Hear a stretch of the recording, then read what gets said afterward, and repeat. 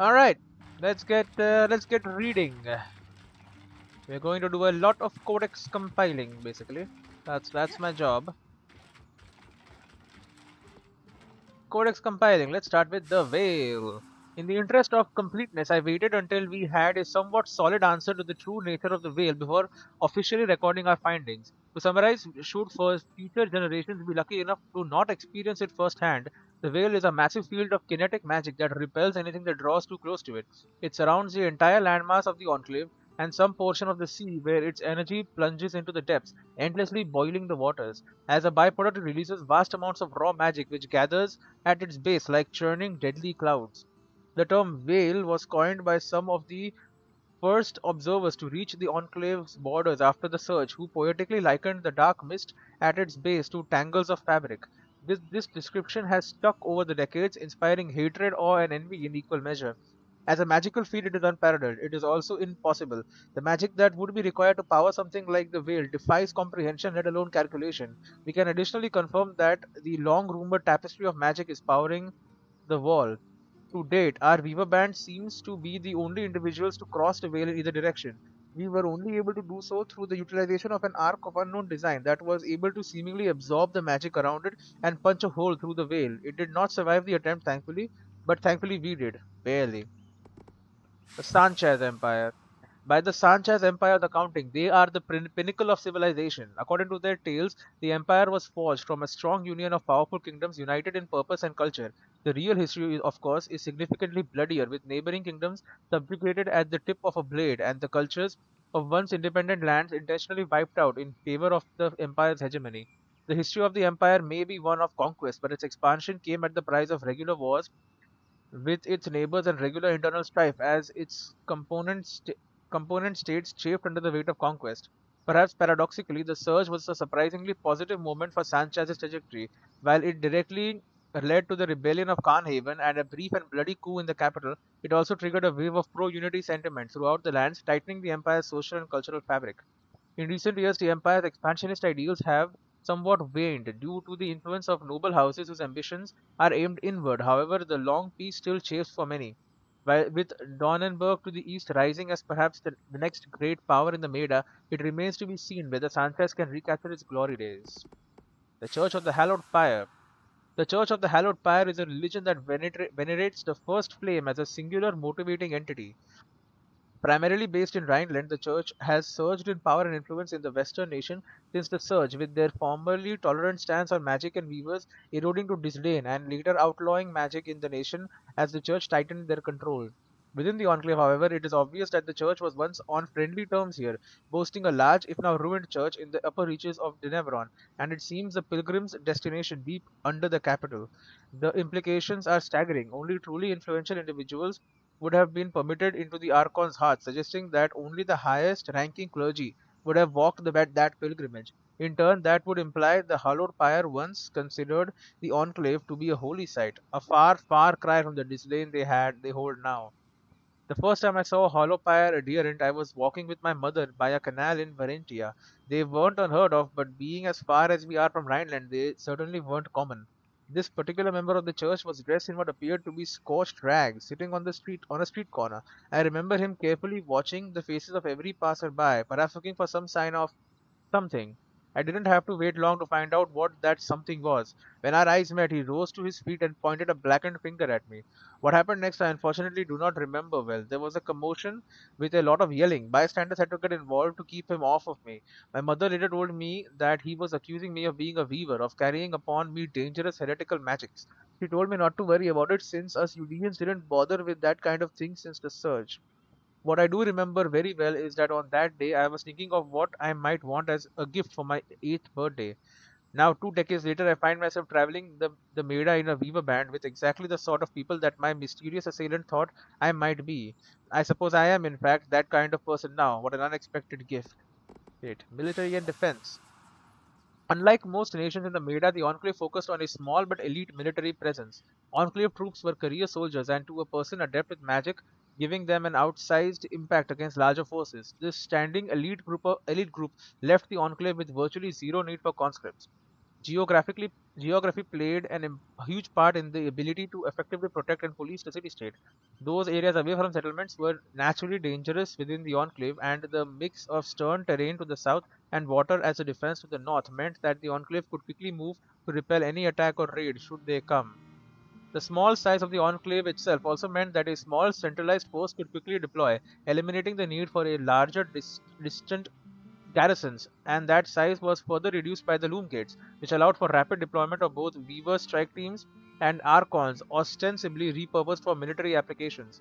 One source explicitly detailed protocols woven into their enchantments to respond to crises with force if needed. It's possible those failsafes are responsible for the blanket hostility we faced. In truth, though, a large concerted invasion by any of the nations around the enclave would have crumbled its defenses, but attackers would pay an exceptionally high cost in the process, and the mobility and effectiveness of even small units of enclave troops could create absolute havoc with any battle plan, though a maneuverist approach designed to sap morale and shatter physical coercion of any invading forces. The necessary slow, cautious invasion caused by those tactics would in turn give other nations the chance to offer and enact aid to the enclave, which could prove disastrous to any invading force. Interesting. They're not actually very strong, but they had powerful small forces, and others would help them probably. The disappearance of Maximilian Arden.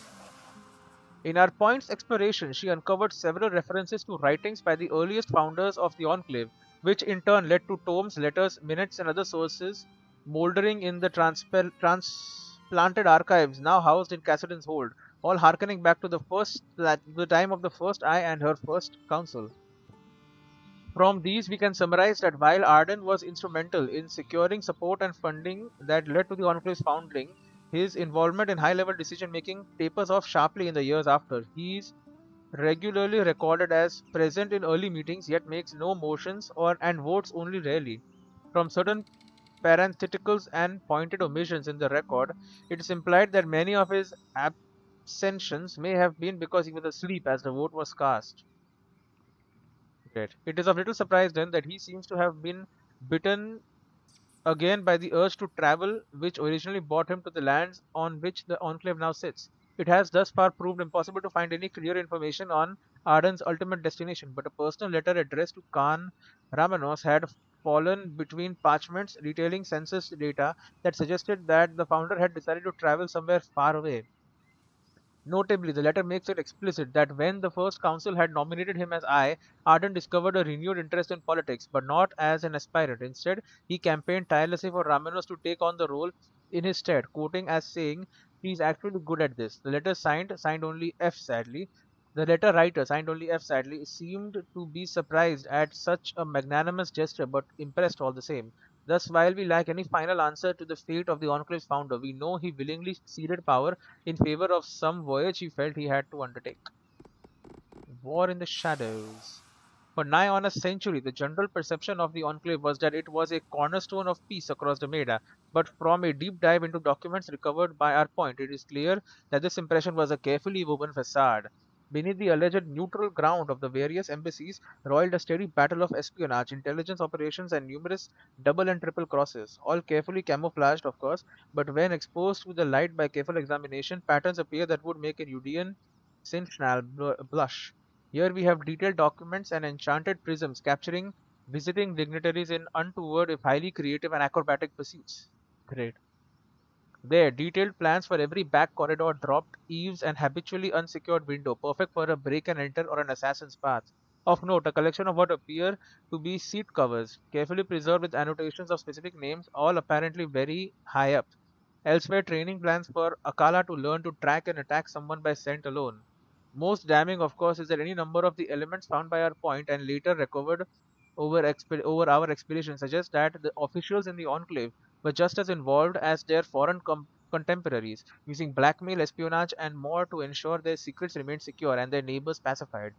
These details are more are an important reminder that the Enclave, despite carefully curated appearances, was not necessarily morally superior over its contemporaries. It played the same game as everyone else, and until the surge, it seemed to be winning. International relations. The Enclave may have been a territory built for and by weavers, but it had no qualms about engaging in international trade and diplomacy. with the rest of the Midas nations. A number of letters gathered by our point Brynn illustrate this. The technology pioneered by the Enclave's engineers was in high demand prior to the surge, and through this demand, the Enclave exerted a large amount of soft power. An excellent example lies in a letter from one of Donenberg's envoys attempting to raise a discussion about upkeep costs of the Enclave's weather calming devices.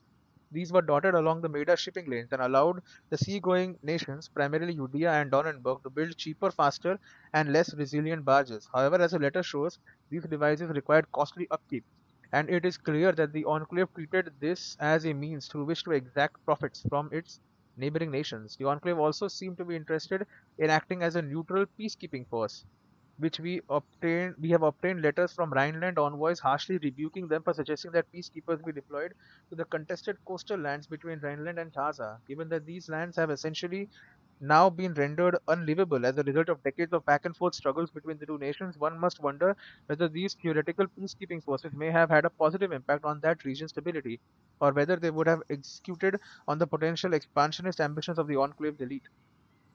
The Enclave might have taken it over. Interesting. The Surgeborn, very important one. The Surgeborn are a class of hostile, organized, and extremely aggressive combatants that appeared in the years following the Surge. First encountered in the underground facilities of Archon's Hearth and the Institute, they quickly spread across the surface, rapidly overwhelming the scattered remains of the Enclave's military. These mysterious creatures are a study in contrast. They have similarities in appearance. All are covered in husk with strangely mist-like insides, yet vary widely in morphology, with both quadruped and biped variants observed. In regards to the behavior, they fight like unruly beasts, snarling and inelegant, and yet they are intelligent enough to traverse the loom gates. They can draw upon magic and yet need no mantle. And unlike a weaver, they are invigorated by tangles rather than wounded. Further, they create hive-like structures akin to those built by Spitfires. Yet these structures act more as storage facilities for organic matter than a repository for food or a breeding chamber. As observed by our point, there are three common variants of Searchborn. Talons seem to be the most numerous, and are clawed bipeds resourceful and intelligent enough to utilize the Enclave's discarded weapons and arms, using them to great effect.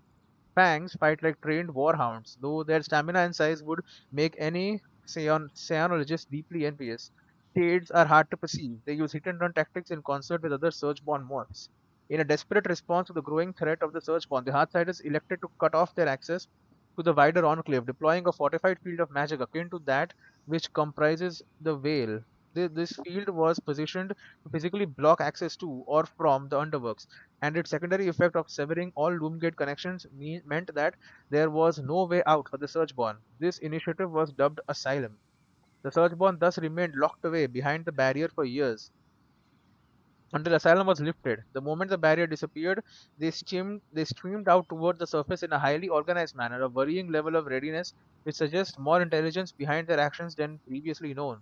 In the interest of completeness in the historical record, yes, it was our Weaver Band, and in specific our point, who opened Asylum and released the Searchborn back into the Enclave.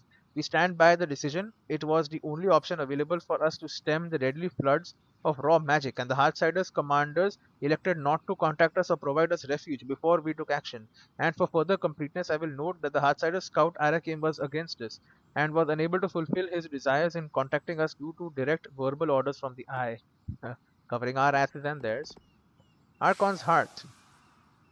Archon's Hearth sits tucked beneath the northern face of Mount Tegrin, itself standing proud at the center point of the enclave. Though it was a restricted access facility, it was well known amongst the general populace that Archons were built there, woven into being on gargantuan scaffolds through the expert ministrations of the Enclave's master artisans. Given the amount of security posted at the entrances, one must imagine that it was quite a shock when the surge ripped a huge hole in the ceiling, exposing the heart's secrets to the world. I assume the holes in the floors were equally as disruptive. Great.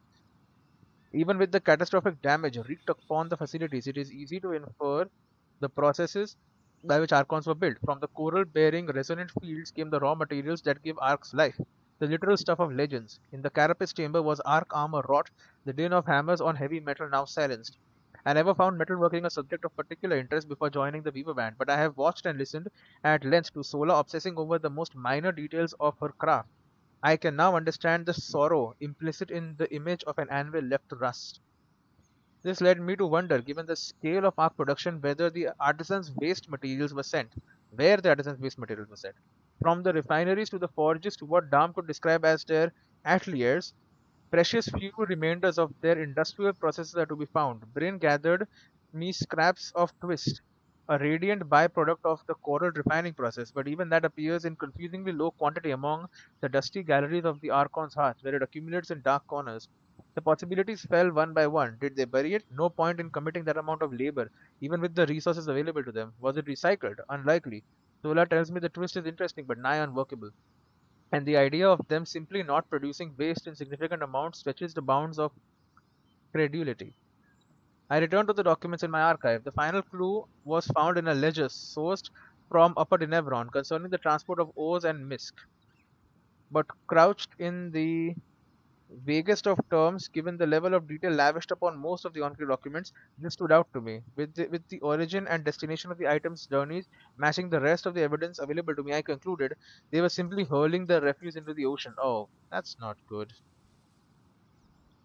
If my maps do not lie, there is a convenient cliff near the Enclave's western gate that overlooks a deep and vicious reach of water guarded by gnashing waves and sharp rocks. It is here that the artisans disposed of the byproducts of their work. It served two purposes, I believe. One, to get rid of the damn stuff, and two, to put the waste material where nobody in the right mind seeking to reverse engineer the Enclave's techniques would dare to tread. One must wonder whether the residual magical energy from the twist has had any effect on the local flora and fauna. A question for another day, I suppose. Probably. The dam surge. The impacts of the surge were instantly visible upon traversing the vale. The landscape had clearly heaved, the population was absent, and trinkets and thickets of tangles were ubiquitous. Predators roamed freely, and the famously peaceful arcs were violent and territorial. The details of this alone would be enough to fill several volumes, and will, given a few constructive weeks, without some sort of world shattering revelation. But in the spirit of optimism, we strove to build a more complete picture before compiling this high level summary. Our points explorations into the depths of the Enclave paint a much clearer picture of the scope of the devastation, which greatly exceeds that which was experienced outside of the Enclave. Deep beneath Denevron, there was a carefully hidden underworks where the Enclave's most iconic creations were forged: the arcs, the scribes, the doom gates, transit networks, and more. The tapestry, too, was centralized here and branched out from these underworks, and as such, the surge hit this city under a city the hardest. It is the epicenter of the destruction, with the rending of Denevron the most visible side effect. It is at this point that we move from the realm of primary sources into a more informed conjecture, so to speak. The tapestry was built for the purpose of conveying staggering amounts of raw magic around the Enclave, but the magic's origin was a mystery even to those whose clearance granted them access to the Institute's underground labs. We do, however, have a few poorly redacted logs which provide some small insight. One details instability in the tapestry's pressure levels, another an experiment gone wrong, causing coral to grow in a brittle form. A third log mentions a resonating cascade causing a containment system to fail, resulting in minor injuries. This alone might suggest a lack of care amongst the researchers, but the evidence does not stop there. An internal memo found stuffed behind a bookshelf and thus unredactable unredacted but still vaguely worded, mentions one of the Guild of Enchantment's big bosses commissioning a special project that could interrupt the tapestry's torrent of raw magic in case of emergency. Ironically, it seems that the project was summarily cancelled and all research on it destroyed. Let us entertain the idea then that the fluctuations in the tapestry are related to the surge, and that this special project, with its ability to stem its flow in an emergency, was built with these fluctuations in mind. If so, it follows that at the highest level, the Enclave's leadership knew that the surge was a distinct possible outcome of their unchecked experimentation, and that they elected to do nothing to prevent it. Astonishing arrogance, to say the least. Right. The Institute. If we envision the Enclave as an entity, living and breathing, the Institute would be its brain. A sprawling underground complex with obvious signs of planned expansion, the Institute was a place for the best and brightest of the Enclave's enchanters to work unobserved. It is clear the Institute was the origin of two key advances that led to the Enclave we know today: the design and construction of the tapestry, and the protocols required to manipulate the curious magically active mineral known as coral. Numerous prototypes and small-scale experiments can be found throughout the halls of the Institute, dealing with pressure, flow, materials, science, and more, along with several key junctions in the tapestry itself. What's not immediately clear, however, is the origin of the vast reserves of raw magic that filled the various channels of the tapestry. If anything, the Institute can be eliminated as the magic origin point, for it is woven into and reliant upon the tapestry as any other part of the Enclave. More fruitful are studies of how the Enclave could manipulate coral. While the details are sparse on exactly how, the evidence suggests that the enchanters seem to use raw magic pulled from the tapestry to create localized zones of high magic, microtangles perhaps, that would cause the coral to slowly spread in targeted directions. While a mere theory, our enchanter has proposed that perhaps the coral feeds upon raw magic. The proposal, for those having trouble picturing it at first, as yours truly did, would be that the coral behaves similarly to a plant in a window whose leaves will turn and grow towards the sun in time. While unproven, this would advance the theory that the raw magic of the tapestry was critical to the processes by which enchanters shaped the coral and used in the Enclave's most advanced creation. And finally, the trial of seven mantles. A curious one. Our point found several pale, nearly transparent strips of cloth. Oh, reigning champion assembled the codex titled The Trial of Seven Mantles. And okay, not yet. The curious one. Our point found several pale, nearly transparent strips of cloth floating unneeded in hard to reach places and of varying hues and composition. Someone without the attuned magical senses of a point might have missed them entirely. On study, the four strips each emitted a soft sound, repeating and without exception similar to a sound found in nature. Upon further research, I made the connection that these sounds were all referenced in a poem written by a retired commander in the early days of the Enclave's founding, in which he tried the cries to the four virtues that define the greatest weavers among us: yearning, compassion, cooperation, and fearlessness. This revelation broadened our search somewhat and led to the discovery of a hard sided tourney called the Trial of Seven Mantles. After several rounds of screening, the seven best points who wished to participate in the trial and had not won before were given only the vaguest hints as to where to find the four virtues and set loose. The first The first to return with all four locations correctly would be dubbed that year's winner and accorded several prizes, though none were as valuable as the bragging rights. As far as we can tell, Brynn had simply stumbled across the objectives of the last trial from before the surge, left hanging there for decades. Technically, and to our collective considerable delight, this makes her the first in decades, and more importantly, the first non-hardsider to compete in the trial. Bragging rights indeed. Good work, Brynn. All right. And we are now done, I think. Except there might be one more. All locations, all nations, all history, all guilds, all races, all religions, all magic, arcane discoveries, all of them, and we with all of them. That's the entire codex, brother. Oh, what happened to Sev? My man, we still need to weave our thing, our magical strands, and we can craft the bow. Now there is another achievement for crafting all armor. So definitely I had Opportunist. I don't think I had Wind Skull or any of these. Let's just make them all. You can use all the cheapest available stuff and just do it.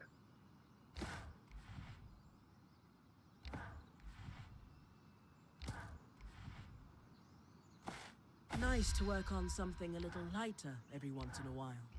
Mask.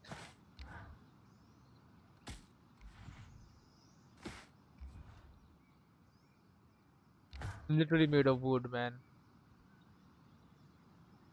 Wood, bone. It does change a little depending on what you make it out of. That's kind of cool. And then the fur probably has some impact as well on the rest of the mask. Okay. I think I had already made this, but like, sure, we'll make another one.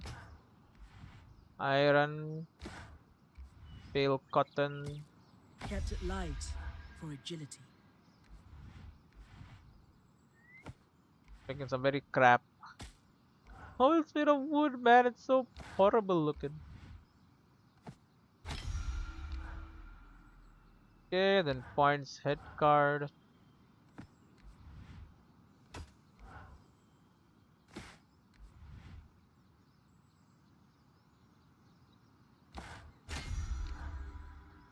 Okay, and then we have the Path Breaker headbands. Kind of cool too.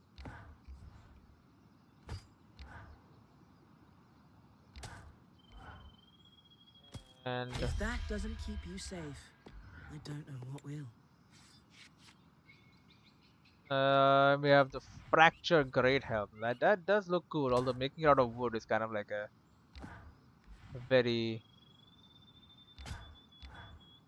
very weird thing to do. Most people couldn't even stand straight wearing one of those. You, however.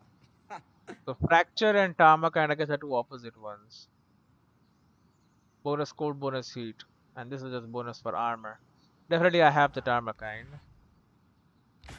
Got a basic steel, more basic steel, basic leather, and with some pale cotton. That's an intimidating silhouette. There you go. So we have all of this stuff. Now for all of the armor. Trapper's tunic.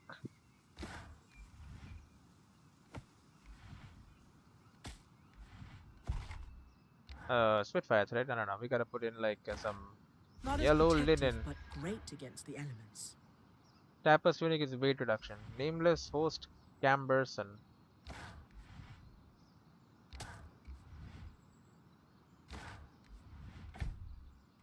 No. Lap side for you. You get iron. Okay, then we have opportunist cuirass. Now I definitely had that, but we'll make another one. Basically, I want to have a set of every single.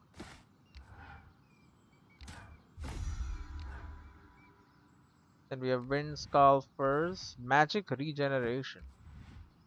That does sound cool, actually. Okay, no, it doesn't. Hey, buddy.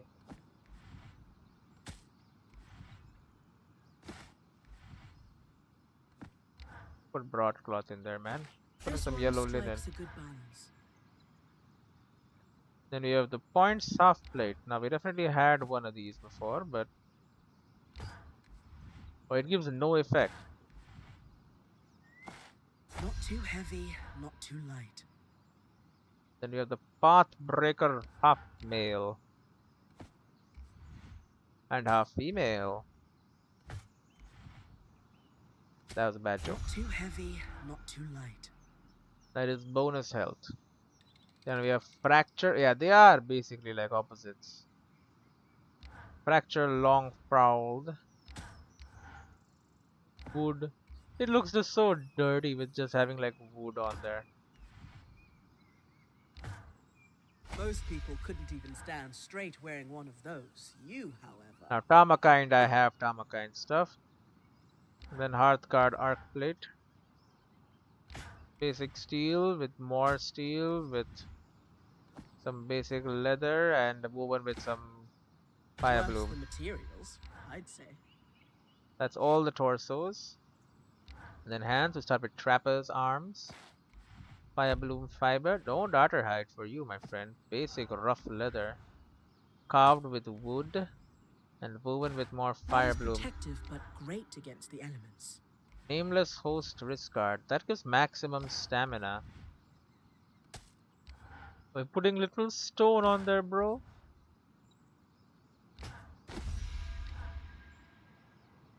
Nameless host. Then we have opportunist bracers. Once again, we definitely made those at some point, but no worries. I put some iron, some more fire bloom, and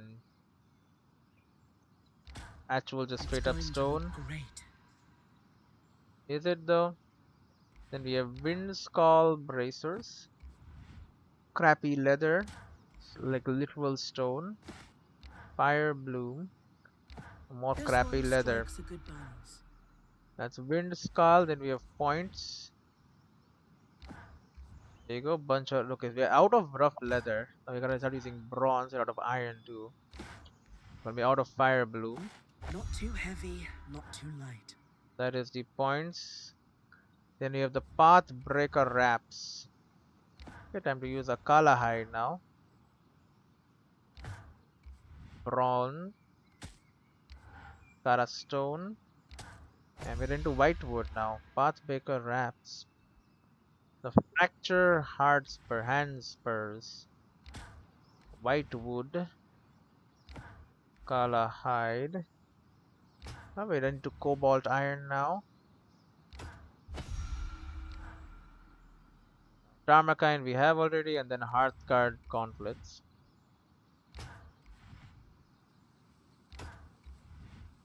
insane amounts of cobalt iron, Akala hide, and into I've always Viridian wood wanted to now. build something like this. Yeah? Well, you have it now.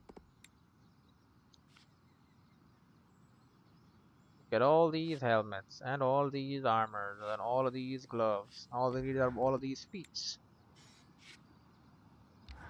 Okay, Trapper's shin guards. Made of cool Viridian wood. Wood wool. And some Ren treated hide. Do not put ironwood in there. We're putting in white wood.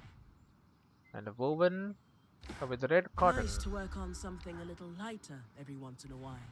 Nameless host jack boots. Here you go, some red cotton for ya. Some white wood. More red cotton. Forged with cobalt iron. Okay, opportunists high greaves. Viridian wool for ya. Cobalt iron. More Viridian wool. And white Nice to wood. work on something a little lighter every once in a while. That is the opportunist. And we have Wind's Call Strides. Ren treated hide. White wood. Wool. And some This rough one leather. strikes a good balance. Wind Skull. Then we have Points Brief Boots. Definitely, probably made those at some point, but they want more, we'll give them more. Fit for a point. Fit for a point. Yes, it is the points thing. Then we have the Pathbreaker Thigh Boots. Now made with thick hide. So cobalt iron here. White wood. And more white Good wood. balance of protection and mobility. Then we have the Fracture Greaves. White wood. Some thick hide. Some red iron. And one cobalt iron. And finally, the Hearthguard Cuirass. Could make it out of sovereign Enthrium and stuff, but red iron, tan with a kala hide, and woven with Worth the Viridian wool. materials, I'd say. I have crafted everything. There you go, expanding the closet. Crafted every design for an armor piece at least once. At least. Okay, time to dismantle all of these armor pieces, by the way.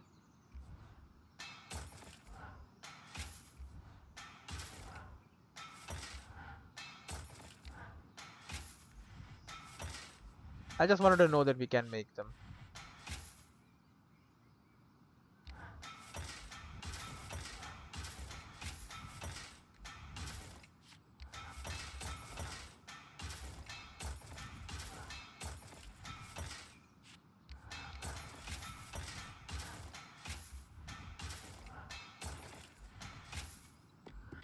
Okay, got all our materials back.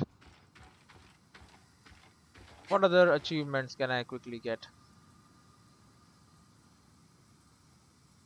Expanding the closet and reigning champion we have gotten. Oh, we did get spellbound too. Beautiful. Okay. So what's left? Complete the entire codex, unlock all other achievements, upgrade all powers to level 3, and then 2 secret achievements are left. Okay. Alright. So, I think we shall run a check now.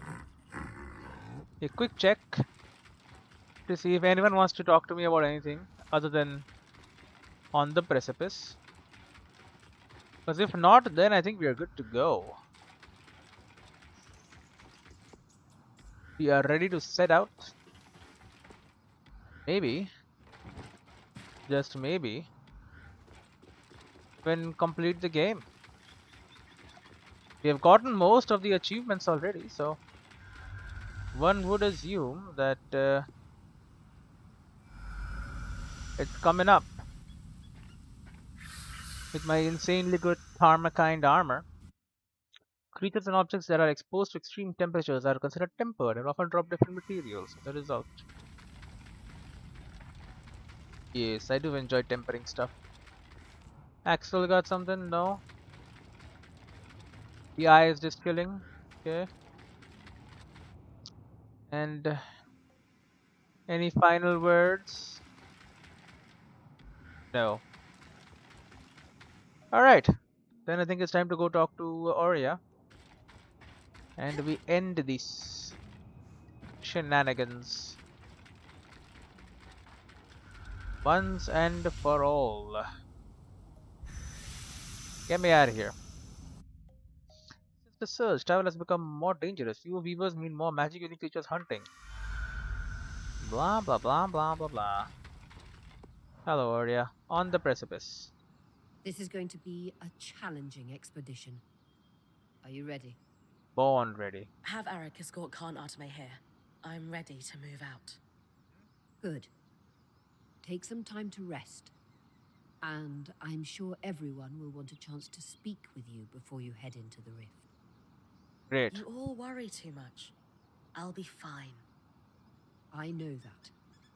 Just make sure the others do, too. You're Okay. right. I mean, I just tried to speak to everyone, but whatever, okay. Cutscene time, I guess.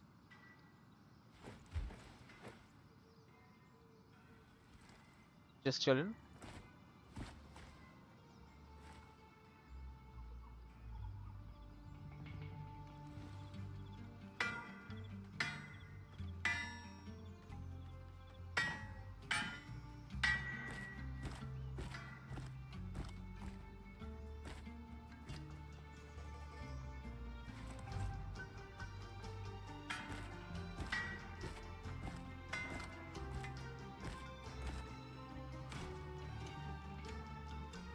Hanatame.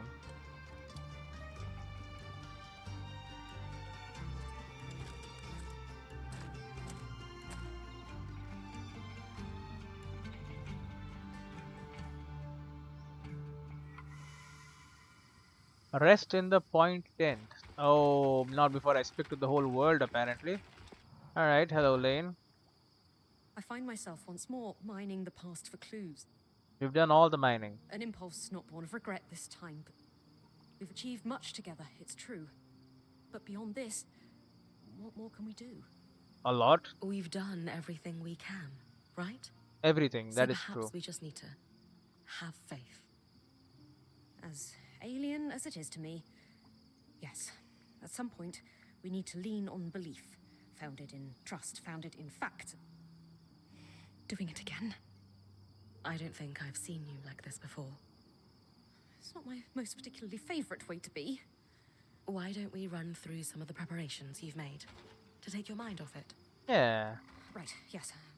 I've prepared all the potions and filters you might need. Mixed them up in bulk, thanks to the equipment I've gathered.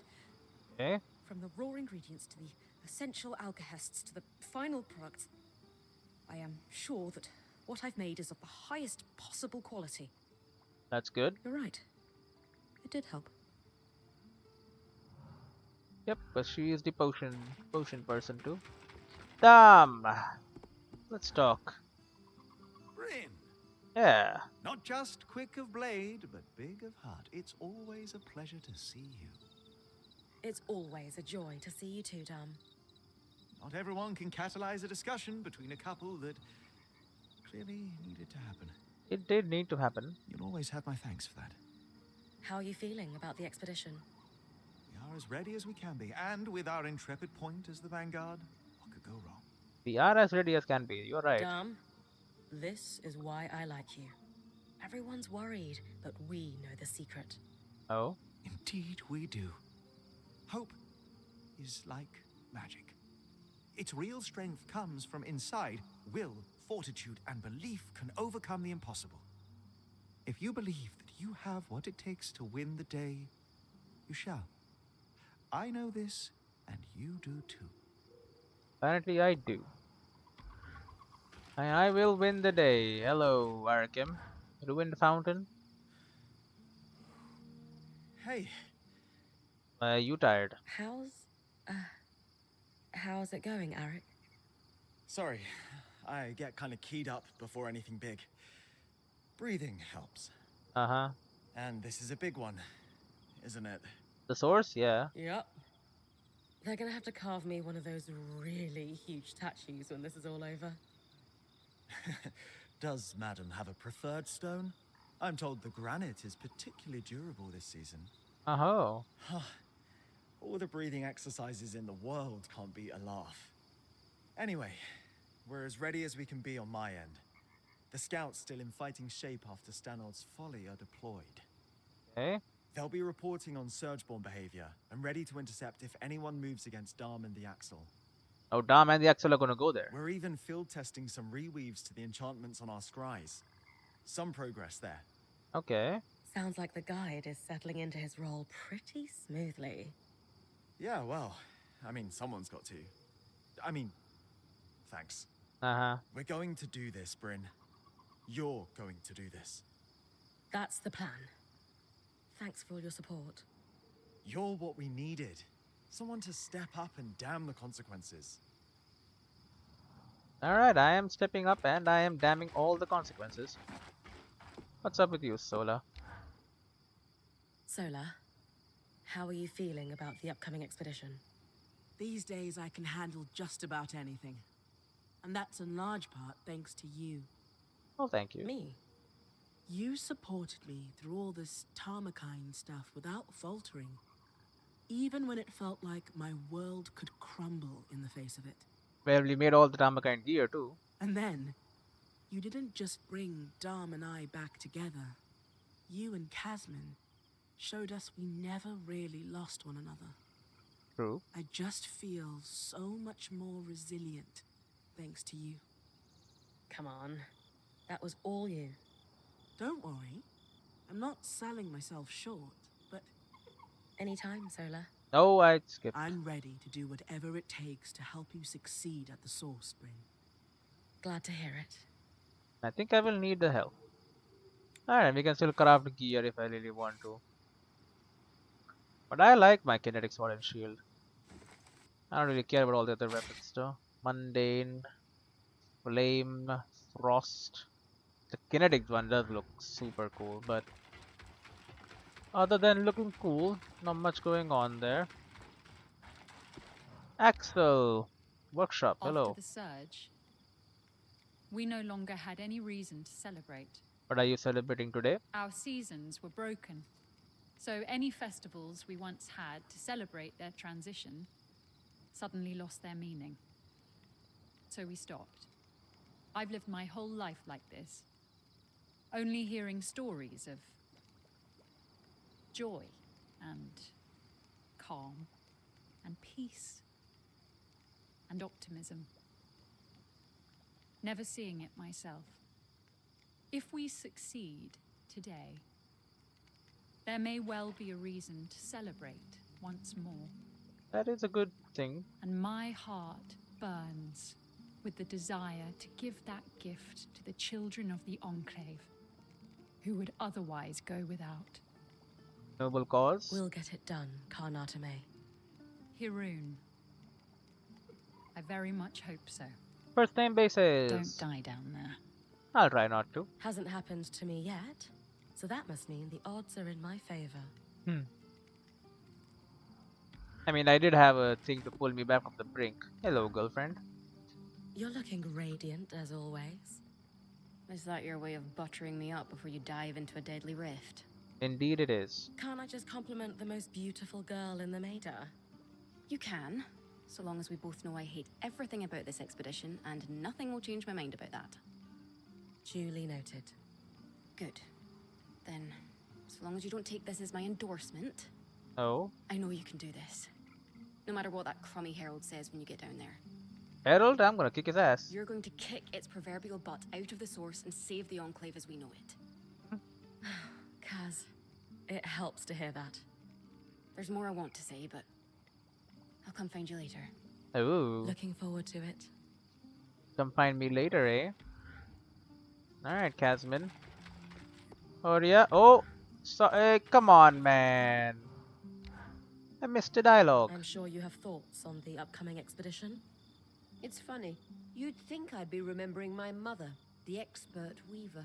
But you're remembering your father? But my father is on my mind right now. What it must have been like, cultivating his fields year after year. Taking a moment to enjoy what you've cultivated. I'm at peace, My new role is to help you build upon what I've learned. That's quite the legacy. One last piece of advice before you go? Oh, Always. When the time comes for you to find your own apprentice, choose one that can help you with this transition like you've helped me. that's smart. If I survive this, you mean? Oh, you will. We both know you will. Oh, thank you, Arya. Can I just use this? I can just leave. I can just be like, yeah, sorry, you guys. I'm just gonna go. Sebastian. Sup, Sev? I've run every test I could think of. Okay. I can name 7 or 8 subtle variations of snow off the top of my head if you need more weathers to test. Hmm. Freezing rain, flurries, squalls, sleet. Sleet's fun. Well, to say. Sucks otherwise. You really are from the mountains sometimes, you know. I am. When I told you about the Grand Gate and Stanild's plan, I wasn't sure I was doing the right thing. You and the band have helped a lot with that. A lot. A lot. I even feel like I understand how the tapestry works. We can fix this place, That is good. but I'm going to need your help. Understand? Yep. I look forward to it. Alright, Sev. Well, you've spoken to everyone. Inspected these weird paintings. I don't know what OG Boji is, but sure. And before I do this, I'll head off to Cassidy's Hold. See if the Eye and the other people want to talk. Castle by the name of Dane Ramanos. Oh, she was the first Eye. Interesting indeed. What can I do when she's not around? Nothing. Nothing to say to me, Eye, even now. What about the Surge Bond? Yo, nothing? Alright. Well, we have checked literally everything we can. Time is here. Shall leave. We shall rest in the tent. Steam created by hot air over water blocks enemies' awareness and provides temporary cover from ranged attacks. I never used that. Perhaps I should. Anyway, how about one last check to see if anybody wants to talk before I take a deserved rest. It's a big day tomorrow.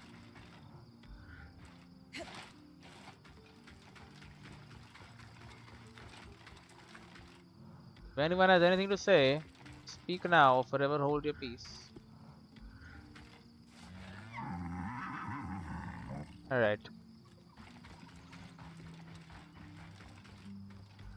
Okay, off we go. Let us sleep in the tent. Oh. Kaz.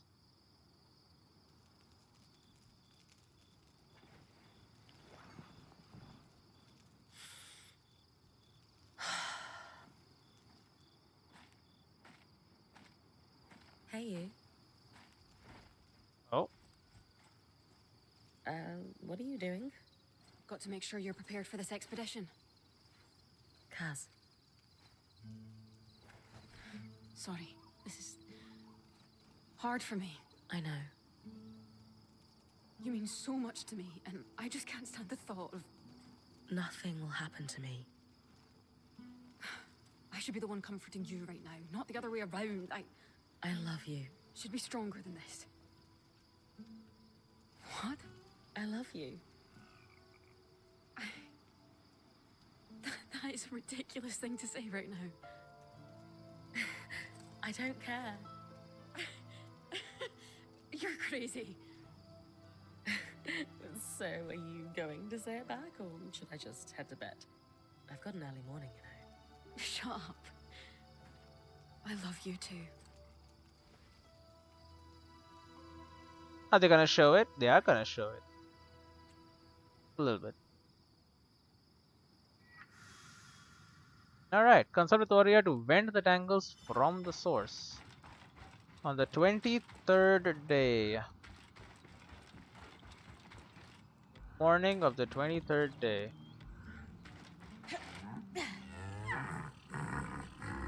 Hello. Does anyone have any last parting statements before I leave?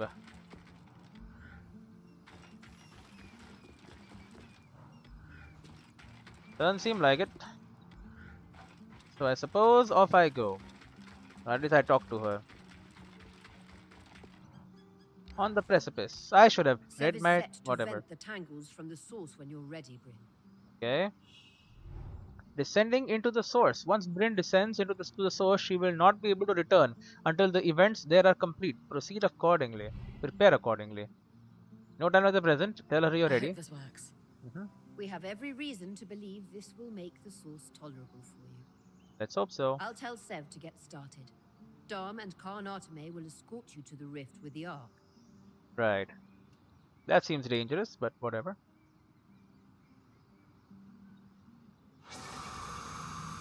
Laser beam.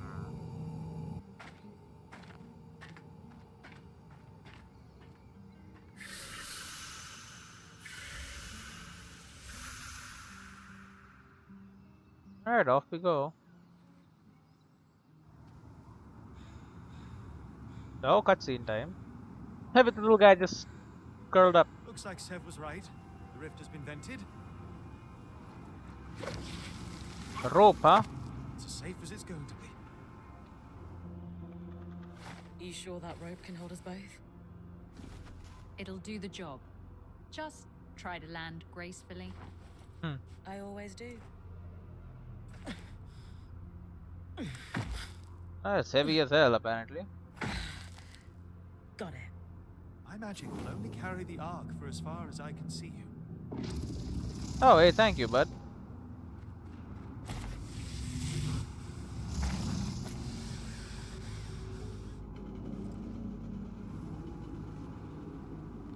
Good luck, Brynn of Carnhaven.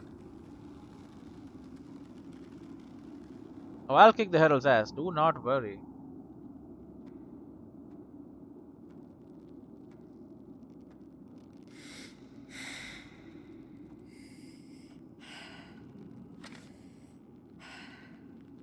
Yeah, it's tiring, I guess.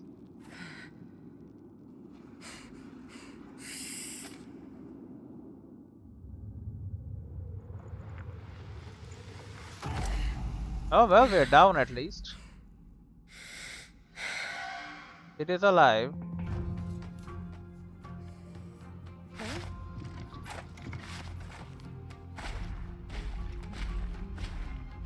At least I don't have to carry it. Kinetic magic will affect Brynn as much as spells. Can be expected to perform jumps of incredible height and distance. Oh, reach the stair. You've kept me waiting. Ignore it. Ignore it, okay. I plan to. You'll find I demand attention. Admit it. You're a little curious about me. After all, you have paid me visiting myself. Oh, multiple visits. I'm not listening to you. But imagine what I could offer you if you did. How'd that work out for Kenrick Stanild? Yeah, he's not very happy. Breathe through it, Brynn. I know its voice is making your skin crawl. I feel it too. It helps when you guys are talking, instead of it. Then we'll keep talking. We're here for you. Alright. How far? Oh, What that voice says. You stopped the Herald before. You can do it again. oh, it's easy. I ain't worried about the Herald. Brynn, I know I said I was scared to lose you, but today I woke up calm. This is what you were born to do. Go get him. Oh, thank you, Kaz. You're getting close.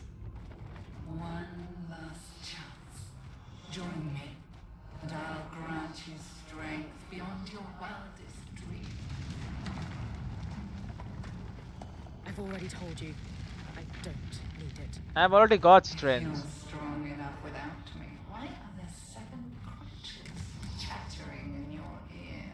They're not crutches. They're not crutches. Yeah. They're friends. We could be friends. You're not a very good friend, are you, though? Is that the chamber?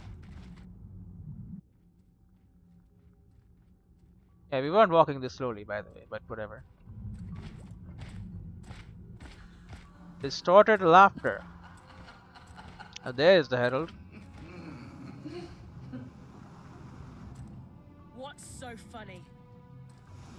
Couldn't destroy me with an arc of my size.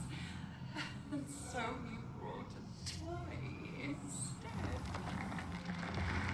You're gonna destroy it? Please don't. I need it.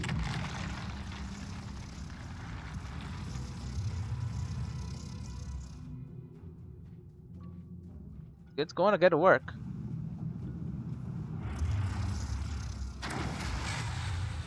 Oh, yep, that your sword just bounced off, but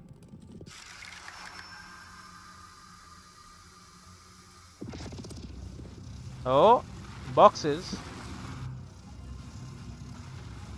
and plating. What the hell is going on? It's making a shield around itself. Or you're pulling it.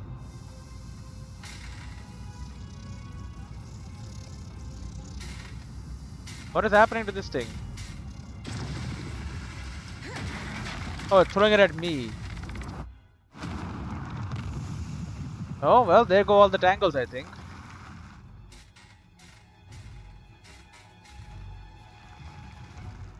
Whatever. I'll destroy it after you perish. Nice, there's no tangles here. That's good. Alright, like before. But this time we have...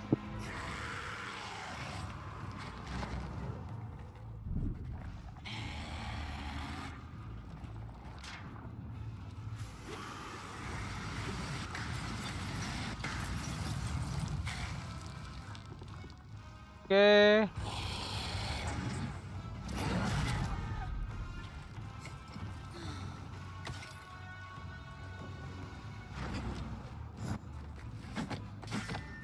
That didn't work.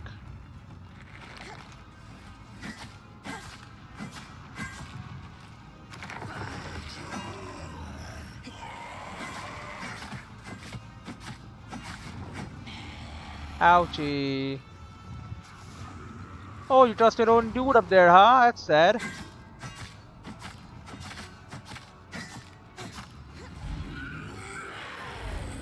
Can't shake me off, can ya?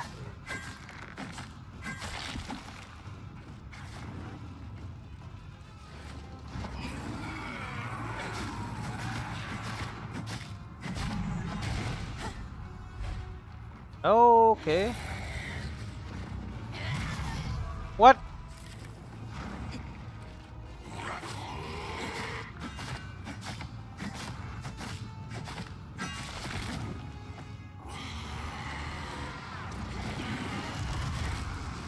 Oh, I just passed straight through you, bud.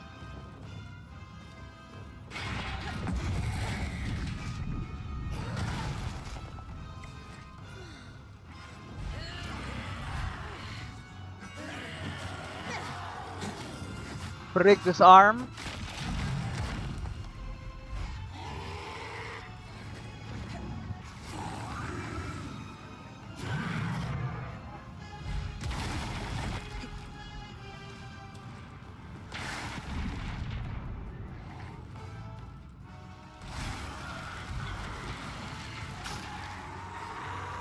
Okay.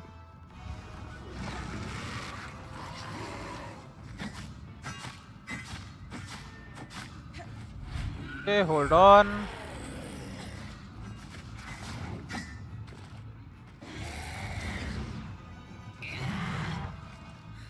Hi.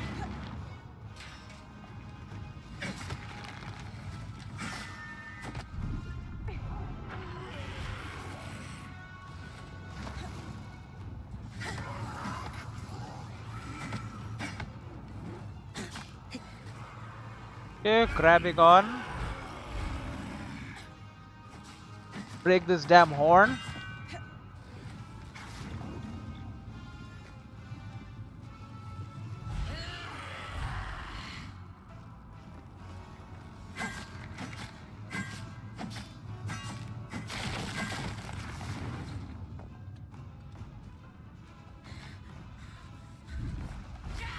Okay.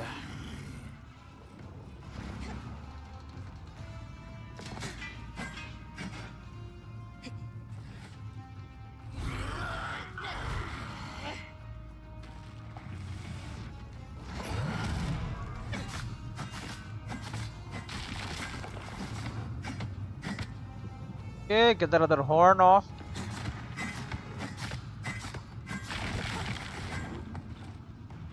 Eventually, you're going to break.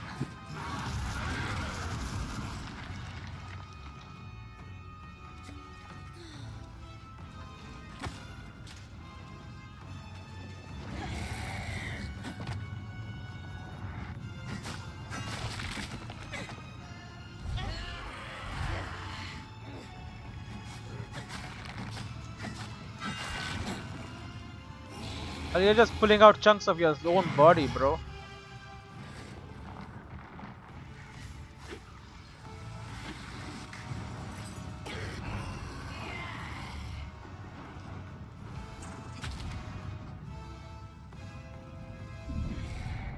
Get up.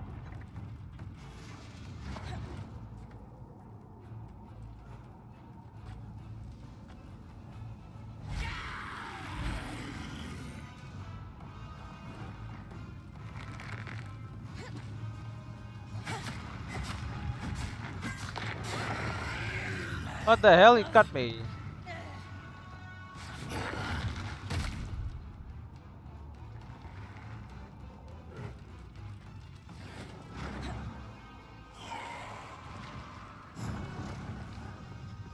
Okay.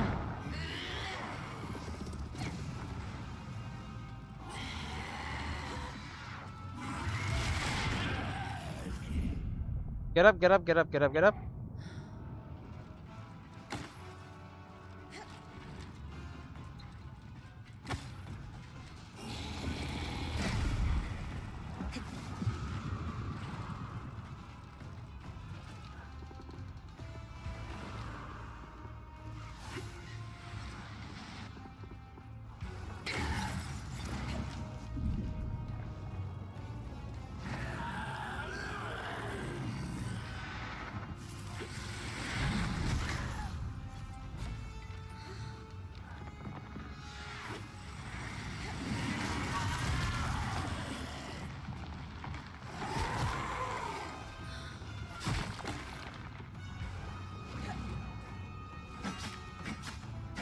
Okay, break this freaking hinge.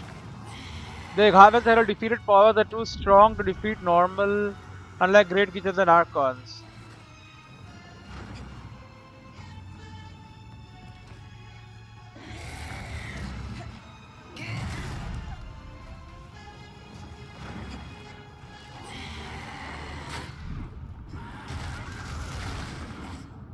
Okay, buddy, get up, get up, get up.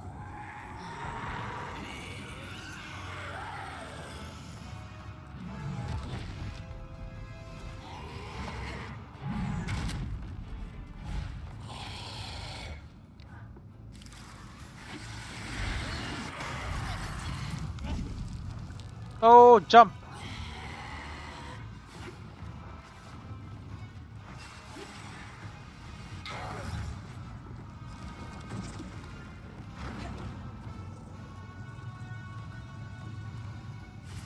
Get harvested, buddy. How'd you like this shit, bud? This form is failing. Void soon. Defeated the Enclave's most fearsome foe. Are you working? Brynn, we're losing. Garbled interference. Great. What is happening? It's reforming stronger than ever. Great. So typical.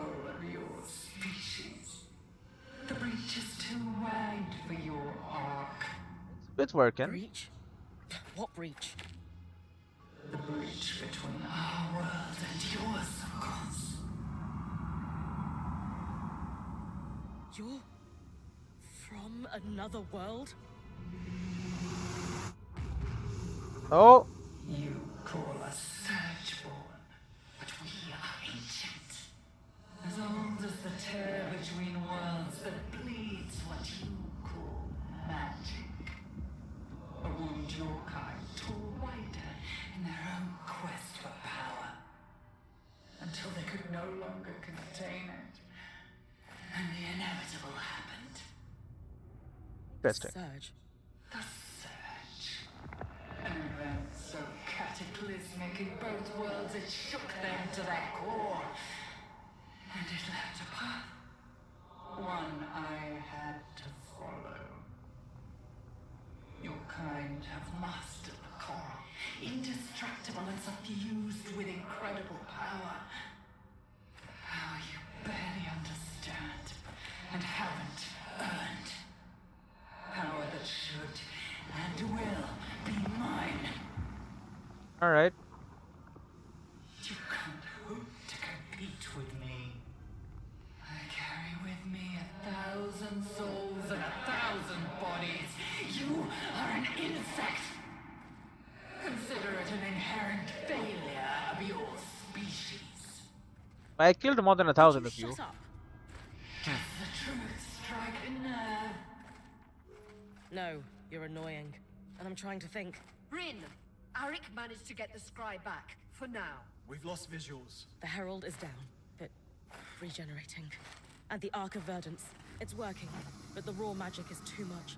The Arc can't pacify the tangles. You need Oh. to get out of there. Now! No! I have to do something. Brynn, we will find another way. Not able to pull.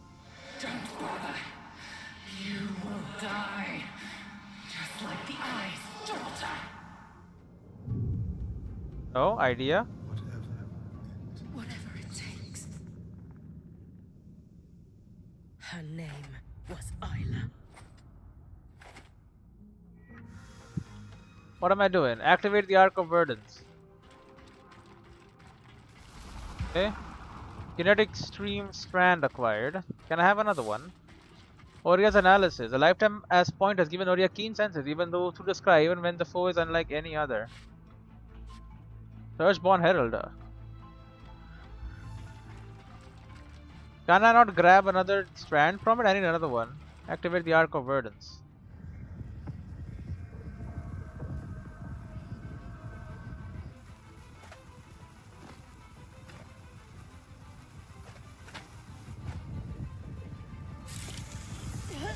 Giving it more power.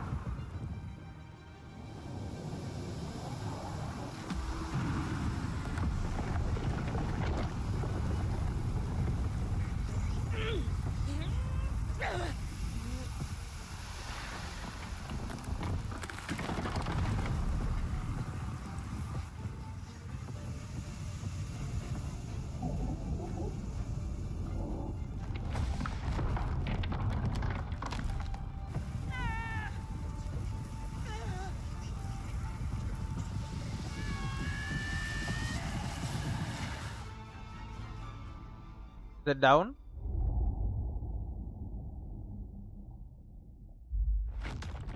Yep.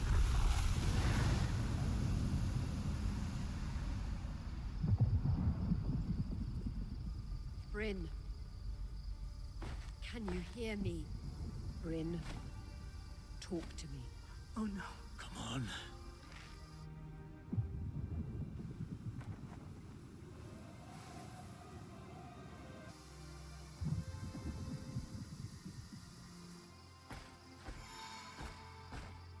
I...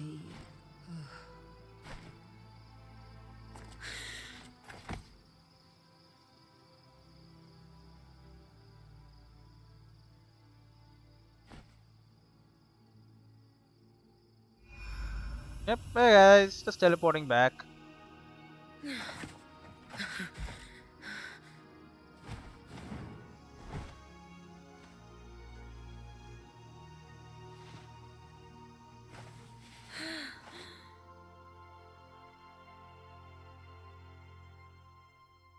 Alright. But did I get 2 strands though? For long after our exploits have ceased this hearth, every weaver must pledge their mantle to its safekeeping from adversaries' danger, whatever the source, as lest we lose our home forever. Maximilian Arden. Alright. Much better quality. Okay, that's it. That's the end of the game. Yellow Brick Games. These visuals look a lot more realistic, like an actual like a clay model or something. But yeah, that was a great game. Honestly, a very good game. Very well done. Loved the exploration. The story was fine. It was nice. It was interesting. I mean, graphically it was great. Nothing too fancy, but you know, it got the job done. I loved using the magical powers, tossing myself around. Oh look, okay, so it shows what people's keys or whatever I found. Every single freaking person had one of these freaking butter blocks or whatever. Bro, that's a lot of stuff to actually find. Is there an achievement for getting them all? I really hope not, because there's no way in hell I'm gonna find all of them. But yeah, this was a very good game. Diverse areas. You know, the enemy variety was a little limited, but it's fine. It got the job done. I was never expecting it to be even such a long game, so it didn't outstay its welcome too. It did a good job. And the fact that you can go again, harvest it, find different ways to kill them, break parts of them off. I love breaking parts of monsters off, by the way. That's just a personal thing. I enjoy doing that. Makes me feel very cool. But yeah, if I had to give the game a rating, I would give it like a 9, honestly. For its scope and for what it did. It was damn near perfect. It doesn't have to have, I mean, it was cool, it was fun. I loved combining my powers and doing stuff.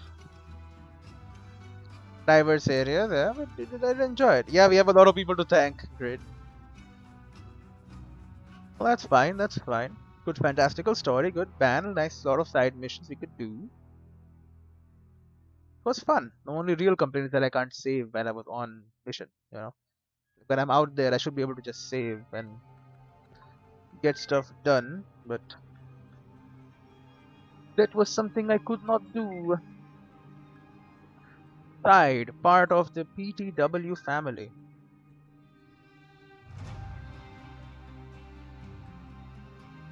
First babies, Arthur, Ezra, Elena, Alizi, Camille, and Elora. Alright, small team, but then they had also a sister studio, part of the family. Oh, for the voice thing, yeah, the completely voice acted too. That's another very good thing to do when games like this. Now again, I'm also playing Avowed. Avowed also has full voice acting in all scenes, all things, but I very much like. I know it takes a lot of effort to do, but it adds a little extra something, you know. Just having full voice acting. Are all the arcs gonna be walking in a line? Yep, it's all different arcs. The bridge is broken. Are they gonna fix it?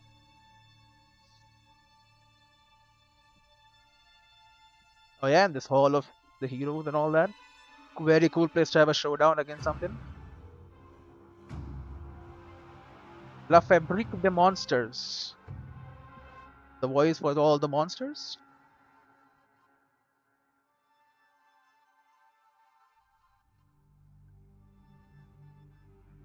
And we got orchestras and stuff. Yeah, also got good music. Now games I usually just expect music to be good, and usually it is. Maybe I just have a very low floor for what I would consider good music, but who knows?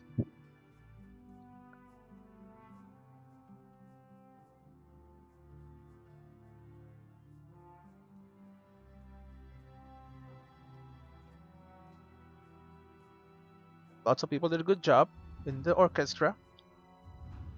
It's good they mentioned them all. I mean, you know. Was this ever there? I didn't see a dude kneeling at the edge of the broken bridge. Can't stand it, just walking around, okay. The hell is this about? Triple Boris. Gameplay programming. Going to the Grand Gate. He's walking away from the Grand Gate.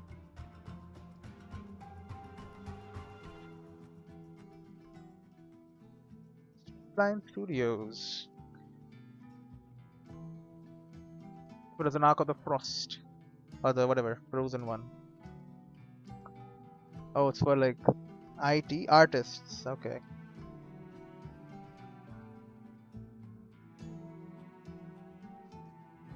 I mean, that's a nice art style. I do love it. And then going into the backstory of each character is good. You know, every single person of my band had a backstory and different things, and you can actually do missions for them and get it done. First was fun to see that. Aurea Silvabeak. Good character design too. But she's looking at the... Oh, she's at the farm now. They have Art QA also? Guess that makes sense. Why is there an axe on his thing now? Dorothy. I got Dorothy. What the hell was that about? Limbanim. You're doing VFX. Okay. Good effects. Good effects. Then now we're back to the start, I feel. Alright. Of the video recording at least. Maybe this is not. I did like this freaking laser beam we built.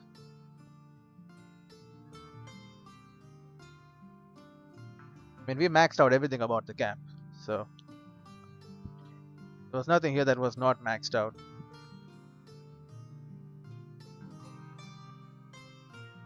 Two Corp animation. Yeah, okay, a lot of people worked on this. I was like, it's a small team. No, not really. I mean, the team was kind of small, but like they had other companies working with them, which then adds up, you know. Corp animation. What kind of freaking icon is that? I don't know. It's a little weird.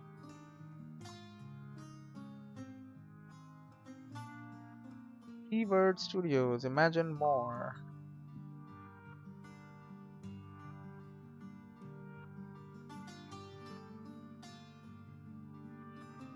For localization.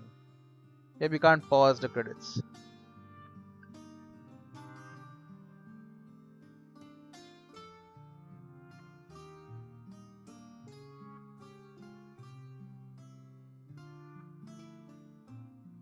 All the different languages.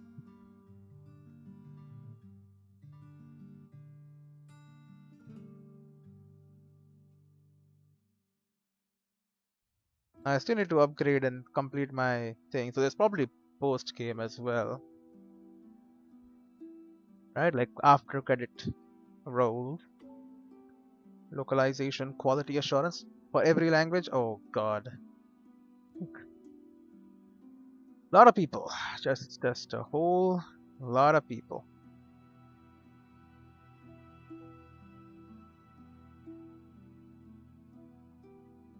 Quality assurance, FQA regional director. What the hell is FQA?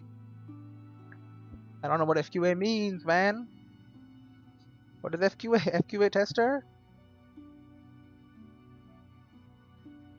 Technical project manager, TQA associate lead, TQA tester, FQA, TQA.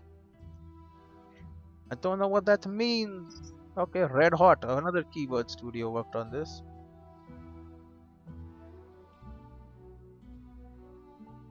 What were they doing? Just producing art. Okay, that makes sense. More artists.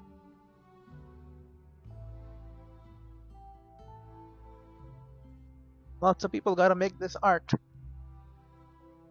3D environment artist. Studio head.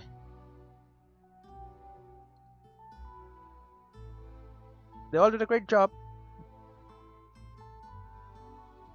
Cannot argue. I would have liked some way to make it a little easier to find all the collectible stuff. Like some kind of, I always like maps you can purchase, or like some kind of indicator to tell you just a little bit, a hint, you know, of where items could be, like things you have to find. Because in the end, I had to go to a guide and then look it up like that. And if I don't have to, I would rather not do that, you know. Fortunately, here I had to. So, you know, got Volta and Propaganda.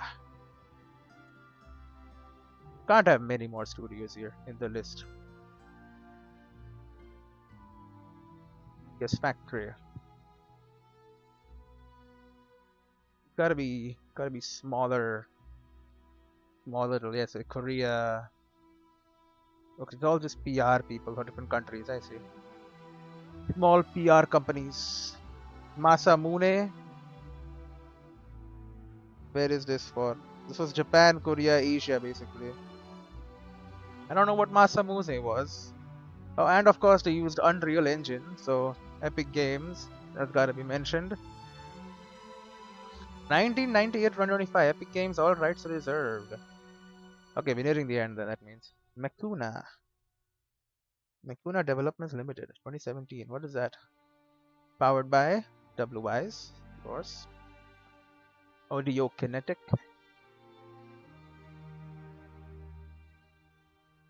Oh, you had Dolby Atmos support. Wow. Dolby Laboratories.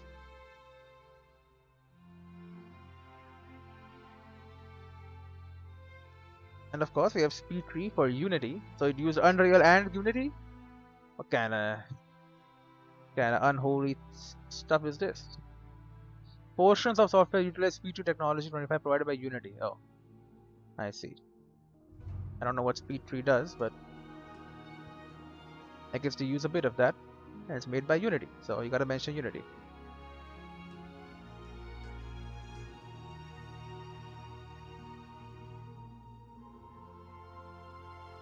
Alrighty. Thank you for playing Eternal Strands. The studio's first game is a labor of love and your support means the world to us. Yellow Brick Games. It was their first game, bro. This is a very strong entry then. Armor and weapons can be reforged and upgraded using materials gathered from around the Enclave. Vitality Tonic. We have, what do we have? No quests? Oh, we have a grade 4, right? We have the Searchborn Herald to compile and some people to talk to. Day 28, afternoon. Alright, give me a sec. Alright. So, what's up, Sev? We beat the world. It is good to see you up and about again. Uh-huh. Thanks, Ev. Nothing keeps me down for long. True, but don't go expecting anyone to pin a medal on you. Why not? Solar still doesn't think we should waste the materials. What? Oh, the half of the medal. Aw, you remembered. So, what's next for you, big guy?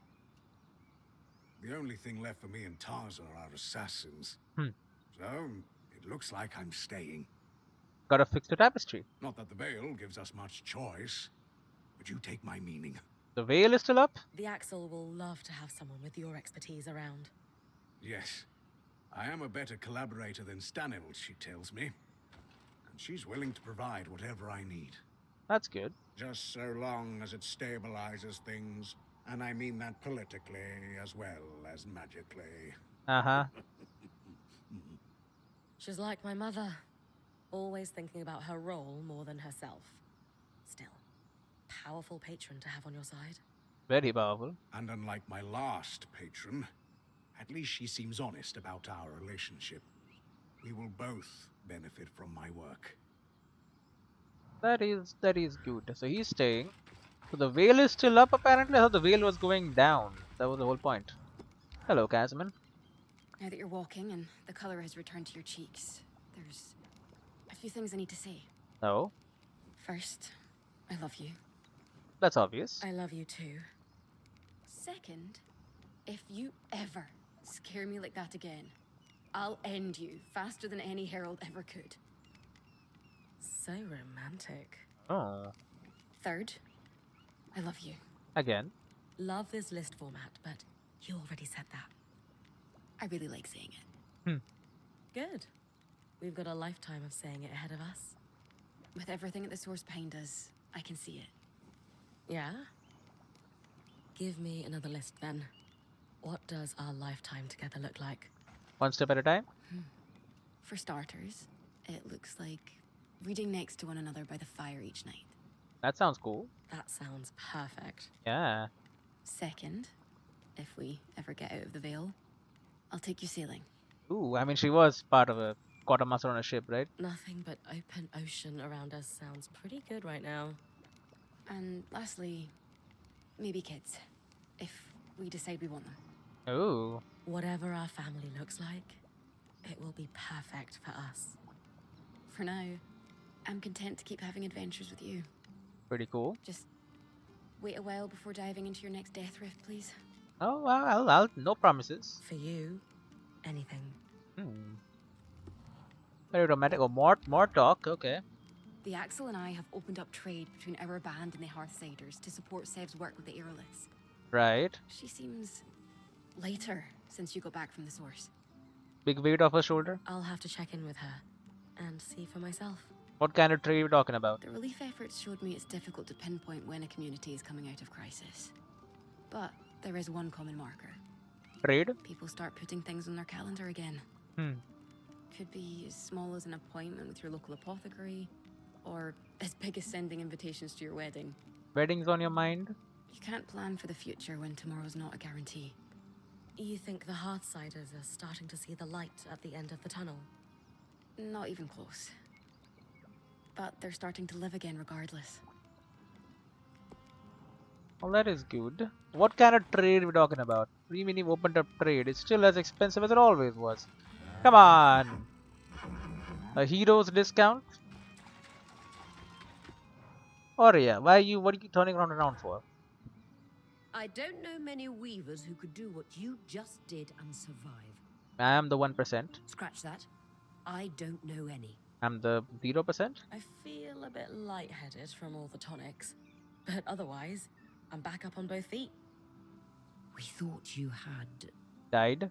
Dom and the Axel practically tossed me through the loom gate after I made my way back up the rope. They looked pretty shocked.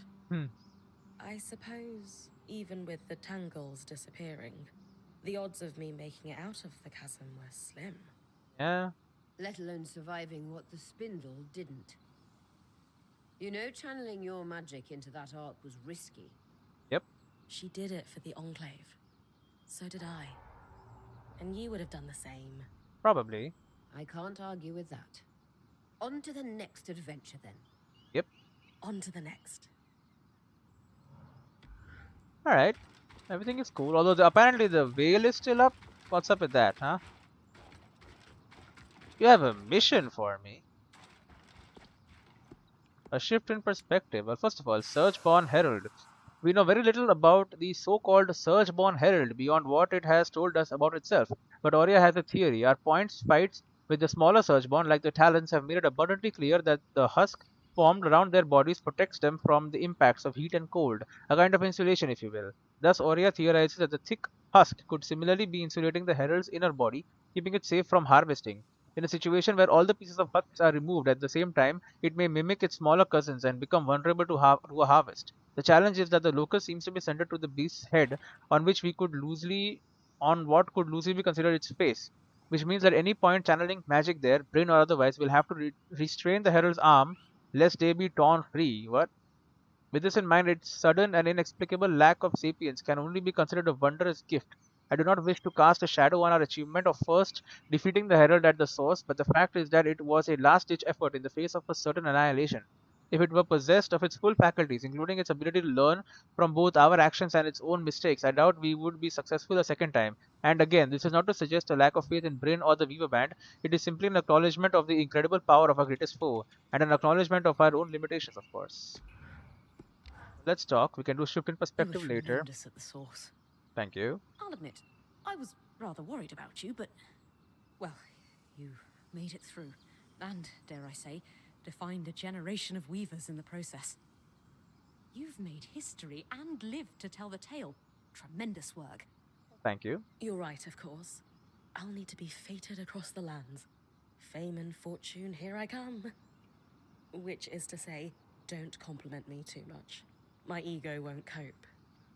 I don't think anyone could blame you for having an inflated ego after taking down the greatest foe imaginable all by yourself. I mean, Yeah. And yet I must restrain myself. What a cruel world. So, what's next on our to-do list? You have something apparently. Getting back into the thick of it already. Let me check my notes. Ah, I have a line of research I'd like to pursue. Come find me when you're ready. Sounds interesting. I'm all over it. I look All right. forward to discussing it with you. It's been a remarkably difficult chapter for all of us. While there's still more to do, I think we can take a moment to congratulate ourselves on making it this far. All right. Only then can we look forward. And after all, who knows what the future holds? Nobody. And after we congratulate ourselves, what then? We get back to it, just like we always do. Well said. All right. We have a shift in perspective here. You have a mission for me. Feeling a little lighter these days? As a feather. I feel like I can finally exhale. Not everything is solved, but with the source stable, people are smiling at the hold again. Source is stable, huh? Hey, let's weave this cool strand. Warp space is the tunnel of kinetic force that launches enemies, objects, and even spiriters should they draw too close, for launching sustained barrage or rapid movement. Power upgraded. Kinetic stream. There is a level 3 to it, though. There is that. Oh, drat. Rat? Wait, no, thoughtless dumb. I am delighted to see you up and about, Brynn. Why were you angry? Are you sure? I am delighted to see you. And, as it turns out, Lane has just emptied my purse. Oh. Never bet against the alchemist about recovery times. Huh. 1 second. Alright, never bet against alchemists about recovery times. Indeed. A lesson I have zero regrets about learning, for it means you are up sooner than I would have thought possible. Oh my god, a lot of questions. Okay. I'm dying to know what's happened at the source. Ask for We details. clearly did something at the source. But was it enough? To stabilize things? Oh, yes. That's good. What's become abundantly clear is that the source had been damaged, though we're not sure how. The rift opened. Perhaps a small surge that cascaded into the real surge? That's all in the past, though. The current flow of magic seems to be balanced such that the veil is consuming most of it. That's good. That sounds good, right? Oh, most definitely. It leaves us at an equilibrium. That is so much better than the alternatives. The veil looks different. See if Dam can explain what happened. What's going on with the veil? It's not coming down anytime soon, but it no longer seems to be overcharged. In retrospect, it's possible the veil was the only thing that stopped the source from outright exploding. A good outlet. How so? Its activation pulled and continues to pull, mind you, an enormous amount of magic away from the source. That draw was enough to slow the rush of magic. It's possible the reason the veil went up so suddenly was as an emergency measure. I wonder if the arc is still working without me. Find out. How's our little arc friend holding up? So far, very well. It continues to pacify the raw magic coming from the source, and is self-sustaining as far as we can tell, thanks to your little push. My push. Please don't do that again, by the way. Very dangerous, and we're all terribly fond of you. What happened with the tapestry? How about the tapestry? No chance we've managed to remove all the tangles? Alas, no. Take heart, though. Everything I have observed suggests things are not going to get worse. Oh, great, but better? They may even improve in time, naturally, now that the raw magic flowing into the Enclave is regulated. Alright. That's enough questions for now. Move on to what's next. So, what's next for us, do you think? I have every plan to continue studying the source while I can. The Axel has given me special dispensation. She feels my presence somewhat tempers the ambitions of the High Enchanter. Who is the High Enchanter? He seems rather keen on becoming the next Spindle, less so on securing a sustainable future for the Enclave. At the same time, I'm told the alchemists are making a hard push for their representative to take the position. Their political jockeying buys me time to poke and prod the Enclave secrets. I have no complaints. Sola's been teasing me about it incessantly, of course, reminding me to take a breath of all things. Which reminds me, I do have some things to attend to, so I won't bend your ear unnecessarily. All right. Here if you need me for anything, Brynn of Carnhaven. All right. Long talks. Okay, so we have a lot of people to talk to. A mission to do, apparently. So I'll see you in the next one. One more episode. Probably. Who knows?